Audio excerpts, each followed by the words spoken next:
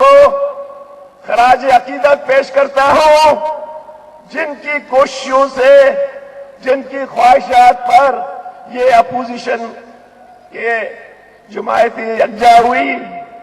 دوستو،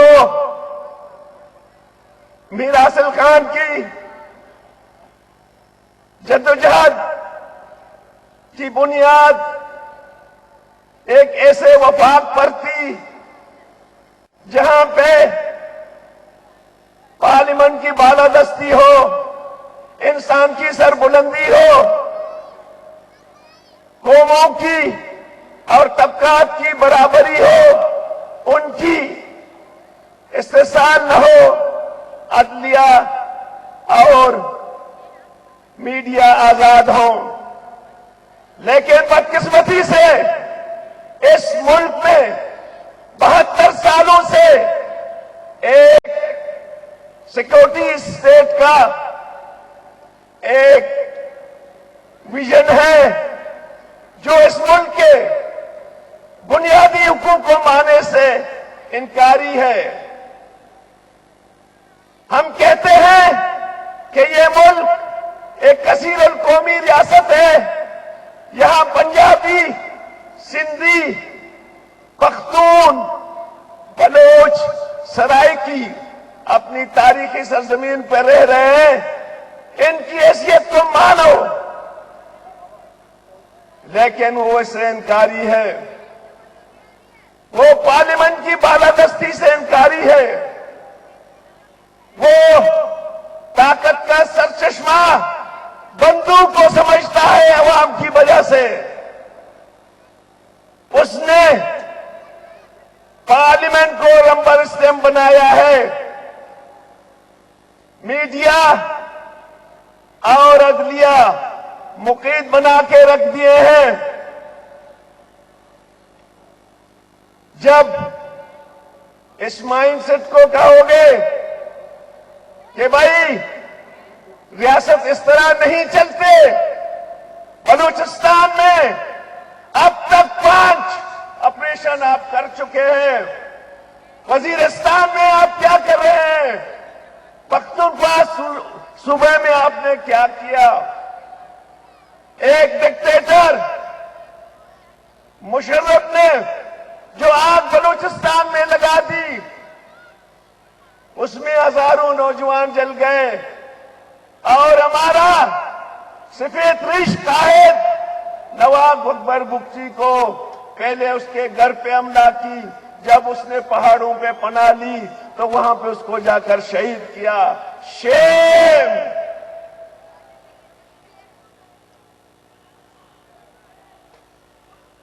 دوستو،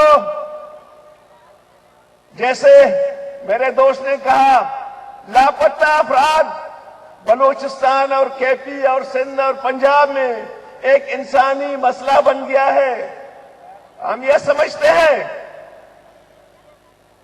کہ آپ کو پاکستان کا آئین یہ حق نہیں دیتا ہے کہ آپ ہمارے نوجوانوں کو لاپتہ کر کے اور ان کی لاشوں کو سڑکوں اور جنگلوں میں پھینک دیں۔ ہم یہ سمجھتے ہیں کہ آپ بلوچستان میں گولی سے مسئلہ حل کرنا چاہتے ہیں، گولیوں سے مسئلے حل نہیں ہوتے ہیں، گولیوں سے دوریاں بڑھ جاتی ہیں، نفرتیں بڑھتی ہیں۔ ضرورت اس امر کی ہے کہ بلوچستان کے مسلح تنظیموں کے ساتھ آپ مذاکرات کر لیں۔ جو مذاکرات کا سلسلہ پچھلے حکومت نے شروع کی تھی، اس کو آپ آگے لے جائیں۔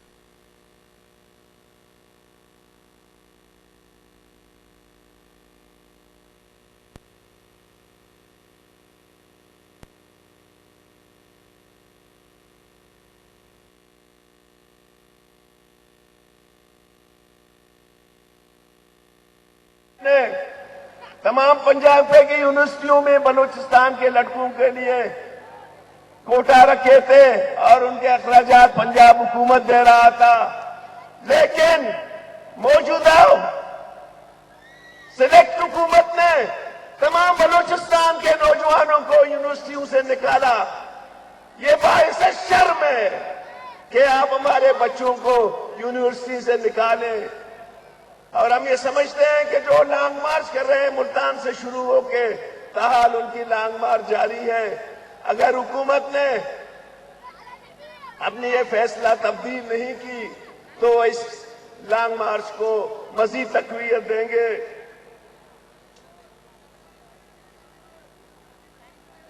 میرے دوستو، میں قائدین کی خدمت میں عرض کرتا ہوں کہ ایک پرانا سازش ہے کہ سندھ کو تقسیم کرو۔ کیا آپ سندھ کی تقسیم مانتے ہیں؟ ہرگز ہم سندھ کی تقسیم نہیں مانیں گے۔ سندھ سندھیوں کی ہزاروں سال وطن ہے، انڈس سیولائزیشن کا سرچشمہ ہے، اس کی تقسیم کوئی بھی باضمیر شخص نہیں مانتا ہے۔ دوستو، ایک سازش کے تحت بلوچستان اور سندھ کے جزیروں کو وہ قبضہ کرنا چاہتے ہیں، اور ساحلی پٹی کو، سندھ اور بلوچستان کی ساحلی پٹی کو بلوچستان اور سندھ سے جدا کر کے وہ وفاق کے حصہ بنانا چاہتے ہیں۔ ہم نہیں مانتے ہیں۔ ہم اپنی سرزمینوں کو جس کی حق میں آئین پاکستان نے دی ہے، ہم اس کو وفاق کو نہیں دیں گے۔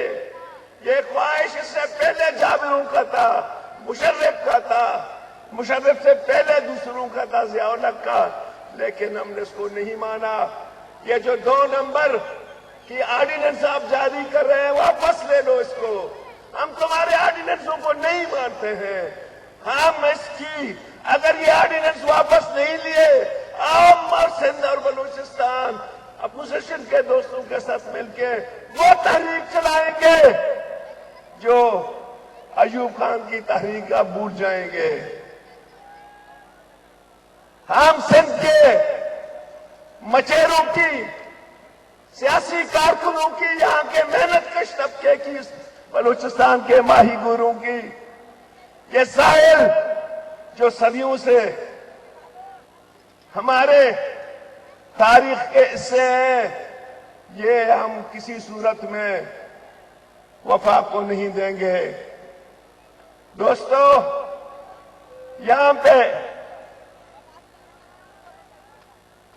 اس سے پہلے 30 سالوں میں ان لوگوں نے لوٹا، 50% چائنا کو دیا، 48% فیڈرل گورنمنٹ لی، صرف 2% بلوچستان کو دیا،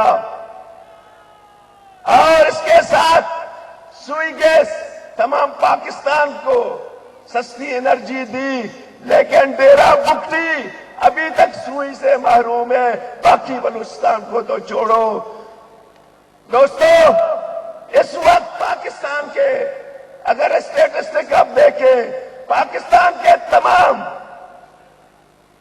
ضلعوں میں ڈیرہ بگٹی جو کروڑوں روپے اس وقت OGDCL اور PPL پاکستان کے سب سے بڑے منافع خور ادارے بن گئے، وہ سب سے زیادہ پسماندہ ڈسٹرکٹ ہے۔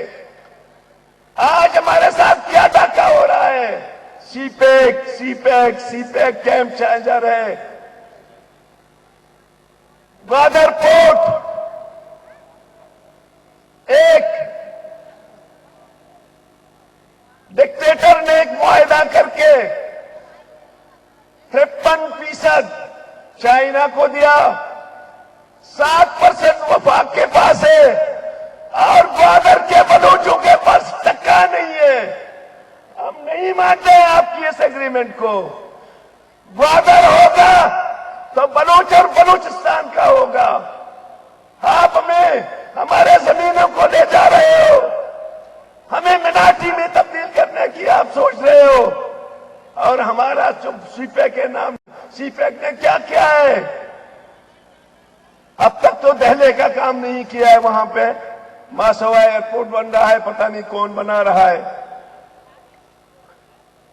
ہمیں چاہیے کہ ہم پاکستان کے قوموں کے وسائل، پنجاب کے وسائل، پختونوں کے وسائل، سندھیوں کے وسائل، بلوچوں کے وسائل، یہ تمام ان کی फेडरेटिंग यूनिटों के हक है। आज बड़ी मुश्किल से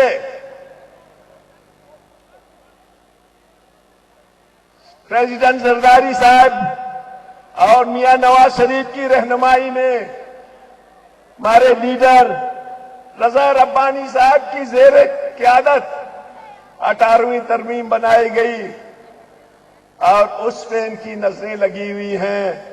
मैं पीडीएम के कायदीन से दरखास्त करता हूं कि 1 यूनिट को एक बहुत लंबी जद्दोजहद के बाद मुल्क में खत्म किया गया। इसी तरह 18वीं तरमीम भी यहां के जमहूरी कुव्वतों की जद्दोजहद की बुनियादों पे आया है। पाकिस्तान पीपल्स पार्टी और मुस्लिम लीग ने एनएफसी करके हमें कुछ ज्यादा ही फंड दिया है। अब फेडरल गवर्नमेंट कहते हैं कि मैं खसारे में हूं। आप कब प्रॉफिट पे जाओगे? 72 सालों में हमें जलील किया है। हमारे बच्चे पानी के लिए तरस रहे हैं, तालीम के लिए तरस रहे हैं और कोई सहूलियत नहीं है। आप खसारे में हैं। खसारे में तो हम हैं जो हम अपनी हर चीज खो चुके हैं। जाओ लियारी को देखो, जाओ मनीर को देखो, जाओ दूसरे इलाकों को देखो। तो मेरी गुजारिश है कायदे से कि आप इन चीजों पे जोर दें। आज हम आइसोलेशन में गए हैं।